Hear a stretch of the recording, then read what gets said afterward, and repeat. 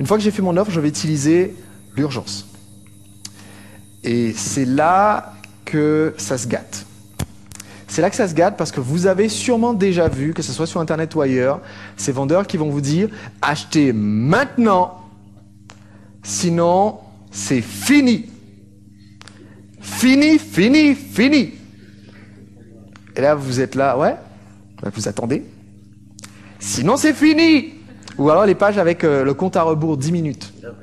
Le compte à rebours 10 minutes, c'est mon préféré parce que quand il arrive à 0, il s'arrête. Et ça reste encore en ligne et vous pouvez encore cliquer sur acheter. Et si vous rechargez la page, le compte à rebours repart à 10 minutes. Niveau crédibilité du vendeur, ça marche pas terrible. L'urgence n'a aucun intérêt, ne fonctionne pas si on lui donne pas une justification. Il y a une expérience qui est très très intéressante, une expérience de psychologie sociale qui a été menée dans une situation où les gens font la queue pour une photocopieuse. Et ils ont fait le test de voir qu'est-ce qui se passe si vous essayez tout simplement de doubler tout le monde dans la file d'attente avec votre papier à la main.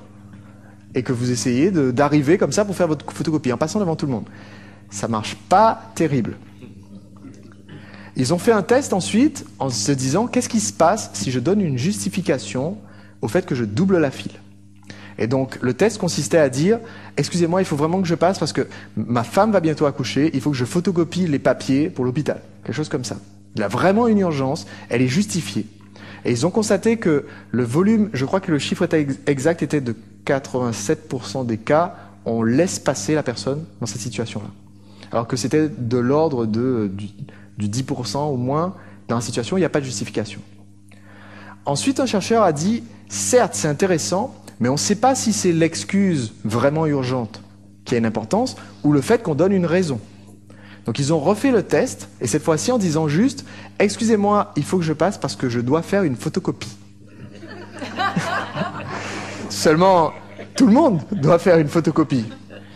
Eh bien le pourcentage était quasiment le même. C'était vraiment infime la différence. De mémoire, c'était de l'ordre de 87% en ayant une vraie bonne raison, 86% en ayant une raison comme « Je dois faire une photocopie. » Et ça passe. Pourquoi? Parce que une fois qu'on nous a dit qu'il y a une raison, c'est bon, il n'y a pas de souci, allez-y. Ce qu'on n'aime pas, c'est qu'on nous fasse faire des choses ou qu'on essaye de nous arracher une faveur sans raison. C'est absolument insupportable. Donc ce qu'on fait quand on crée l'urgence, c'est qu'on va expliquer à notre prospect pourquoi il doit agir maintenant. Ça peut être une raison qui est liée au produit en lui-même.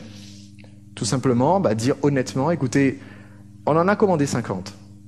Il n'y en a vraiment que 50. Je suis vraiment honnête quand je vous dis ça. Vous pouvez regarder derrière moi, il y en a 50, on n'a pas commandé d'autres. Une fois qu'on a fini les 50, c'est fini. Donc je ne suis pas ici pour vous mettre la pression, je vous donne juste les informations pour que vous puissiez prendre votre décision. Un autre exemple, c'est de dire, écoutez, on commence à tout expédier lundi, on ne va pas continuer à prendre des commandes parce que c'est trop compliqué pour nous.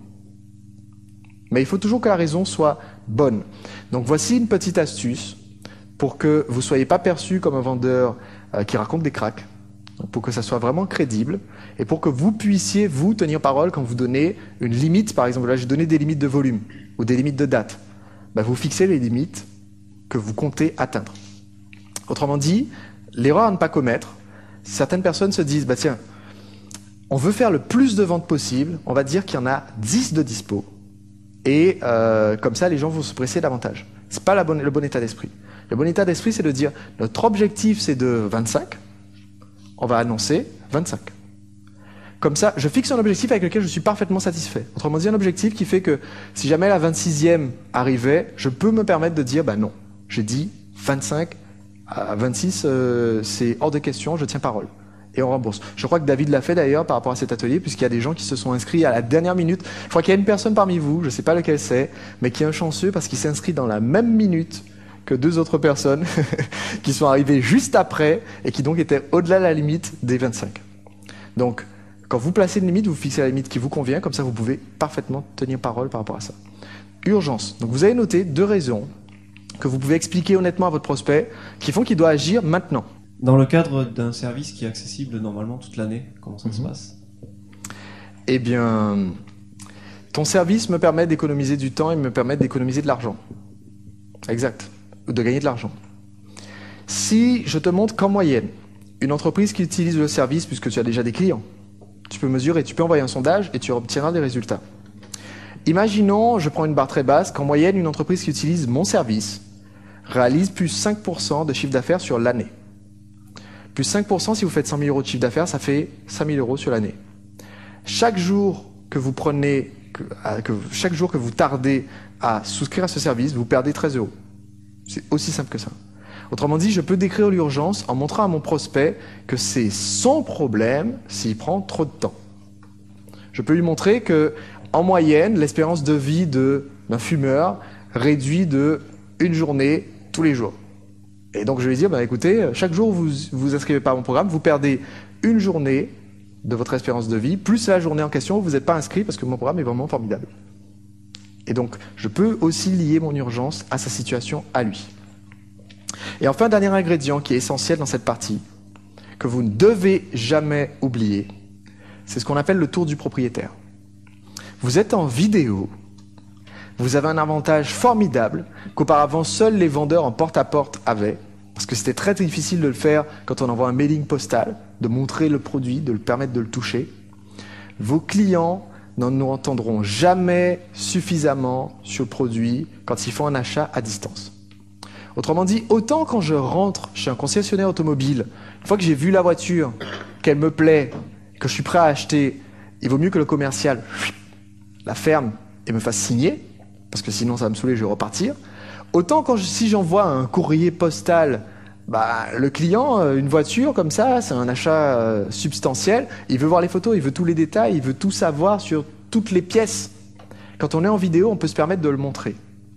Et donc que votre produit soit électronique ou réel, vous allez montrer au client, au prospect potentiel, vous allez lui montrer à quoi ressemble, premièrement, le produit ou service qu'il va acheter. Hop, petite chute de micro. Vous allez lui montrer premièrement à quoi ressemble le produit ou service qu'il va acheter. Deuxièmement, vous allez aussi lui montrer l'expérience du propriétaire.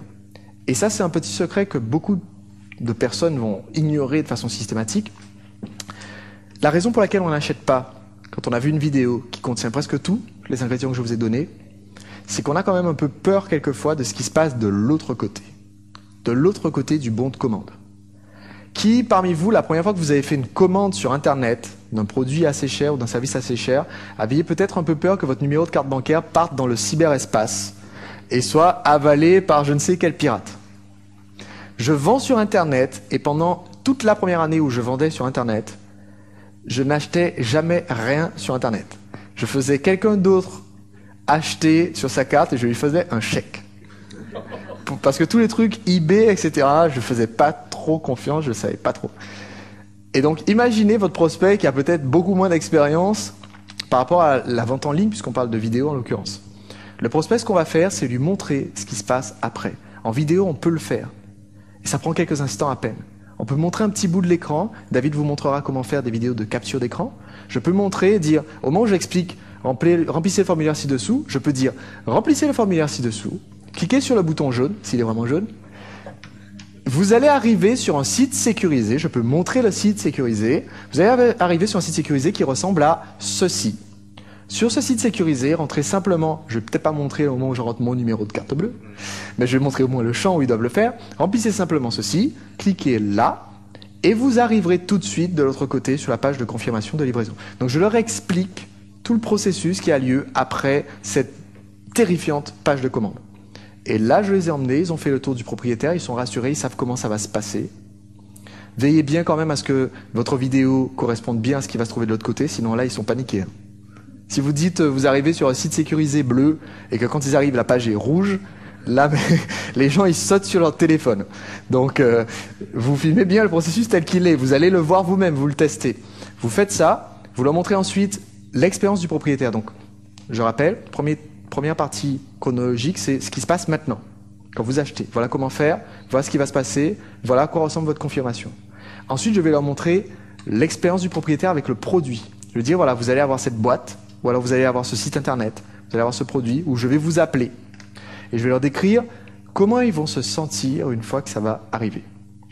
Je vais dire, c'est une expression que j'utilise fréquemment. Si vous regardez les vidéos sur les produits de séduction, si vous réussissez à trouver, il y a encore quelques sites qui ont mes vidéos, qui vendent les DVD. Vous me verrez faire la démo du DVD et j'ai le produit en main et je vais dire, et d'ici quelques jours, sous 2 à 4 jours, et peut-être à la limite 5 jours si votre facteur vraiment ne vous aime pas et qui prend du temps à vous livrer, vous allez recevoir ce superbe DVD, il est sous cellophane, c'est un DVD professionnel, et quand vous allez joyeusement ouvrir votre DVD, alors selon la vidéo, soit ils ouvrent joyeusement leur DVD, soit ils ouvrent avec plaisir et anticipation leur DVD. Je le dis comme ça passe en plus quand on le dit comme ça dans une vidéo, c'est ce qui est formidable. Donc je dis, quand vous allez joyeusement ouvrir votre DVD, vous allez constater avec émerveillement que dedans, il y a un DVD. Donc, je le prends, je le montre, voilà, c'est sous cellophane, c'est professionnel, tout ça, il y a un petit livret et tout. Et rien que ça montre que le produit, il existe vraiment, le DVD en question. Ça permet de glisser au passage qu'on est vraiment content quand on le reçoit. Je souris au moment où je l'ai. Mais c'est extrêmement important pour vous de profiter de cet instant de vente pour rassurer le client, lui montrer que ça existe vraiment. J'ai un vrai numéro de téléphone. Si je dis, vous aurez mon numéro de téléphone, vous pourrez me joindre, j'essaie d'avoir un téléphone dans la main sur la vidéo, ça ne me coûte rien. D'accord ? Ou alors d'avoir mon agenda où je montre une semaine choisie au hasard dans le futur, fictive, où je vais dire, voilà, je prendrai rendez-vous, je le marquerai dans mon agenda. Et comme ça, ils savent que c'est pas du chiquet, c'est du sérieux. Et voilà, maintenant vous avez votre script pour la vidéo. Donc ce que vous allez noter maintenant, c'est 2 choses que vous allez faire pour démontrer le tour du propriétaire. Premièrement, quel est un élément que vous pouvez montrer dans la vidéo qui montre ce qui se passe tout de suite quand on vous fait confiance et qu'on passe commande. Notez-le maintenant. Un élément, est-ce que c'est le site de commande, est-ce que c'est le formulaire, est-ce que c'est la page de confirmation, au moins un élément comme ça. Deuxièmement, un élément qui montre ce qu'on ressent, ce qu'on reçoit avec votre produit. Prenez note de ces 2 éléments maintenant.